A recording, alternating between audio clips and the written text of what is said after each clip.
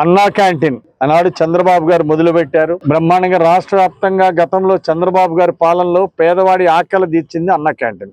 జగన్మోహన్ రెడ్డి గారు రాక్షస పాలన వచ్చింది. పట్టడి పేదోడికి అన్నం పెట్టే కార్యక్రమాన్ని మూసేసి చంద్రబాబు గారు నడిపినటువంటి అన్నా క్యాంటీన్లు వైఎస్ రాజశేఖర రెడ్డి గారి ఫోటోలు పెట్టి, జగన్మోహన్ రెడ్డి పాలన వచ్చినాక రాజశేఖర రెడ్డి గారి ఫోటోలు పెట్టి అన్నా క్యాంటీన్లు మూసేశాడు. తండ్రి ఫోటో పెట్టి మాజీ ముఖ్యమంత్రి వైఎస్ రాజశేఖర రెడ్డి గారి ఫోటోలు పెట్టి అన్నా క్యాంటీన్లు అన్నం పెట్టకుండా మూసిపడేయడం ప్రజలందరికీ బాధ కలిగించిన అంశం. రాజశేఖర రెడ్డి గారి సానుభూతి మీద అధికారంలోకి వచ్చినటువంటి జగన్మోహన్ రెడ్డి అన్నా క్యాంటీన్లు అన్నం పెట్టకుండా తండ్రి ఫోటో వేసి, రాజశేఖర రెడ్డి గారి ఫోటో వేసి రాజశేఖర రెడ్డి గారిని అగౌరవపరిచాడు.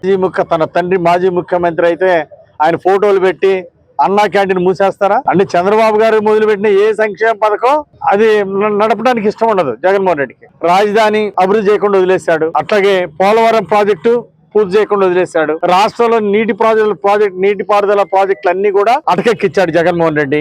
రాష్ట్రంలో లక్షల కోట్లు అవినీతితో దోచుకోవడం తప్ప జగన్మోహన్ రెడ్డి ప్రజలకి మేలు చేసేది, పేదల ఆకలి ఇచ్చే పథకాలన్నీ మూసిపడేశాడు.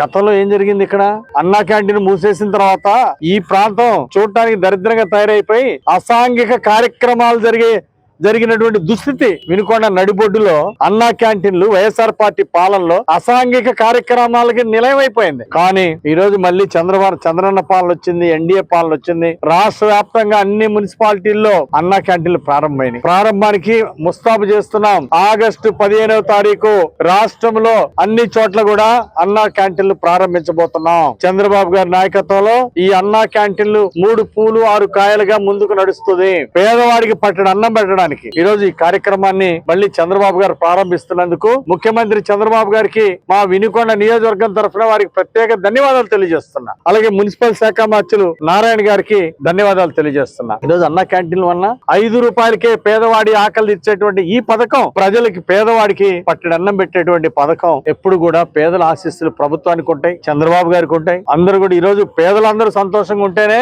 ఆ ప్రభుత్వానికి పేరు వస్తుంది. అందుకే మళ్ళీ ఈ అన్నా క్యాంటీన్లు ప్రారంభిస్తున్నాం. ఆగస్టు 15వ తారీఖు నుండి దిగ్విజయంగా బ్రహ్మాండంగా ప్రతిరోజు అన్నా క్యాంటీన్ లో పేదలకి అన్నం పెట్టే కార్యక్రమం నిరంతరం కొనసాగుతుంది.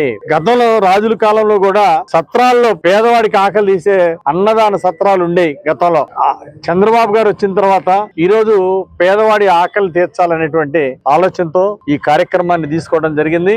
దీనివల్ల రాష్ట్రంలో లక్షల మంది ఆకలితో ఉన్న పేదలకి 5 రూపాయలకే 60 రూపాయలు విలువ చేసేటువంటి భోజనాన్ని 5 రూపాయలకే అందించడం అనేది చాలా మంచి పథకం. అన్న ఎన్టీ రామారావు గారి పేరుతో పెట్టినటువంటి ఈ అన్నా క్యాంటీన్ పథకాలని నిరంతరం కొనసాగిస్తాం. తెలుగుదేశం పాలనలో పేదవాడి ఆకలి తీర్చడమే ధ్యేయంగా మేము ముందుకెళ్తామని చెప్పి తెలియజేస్తూ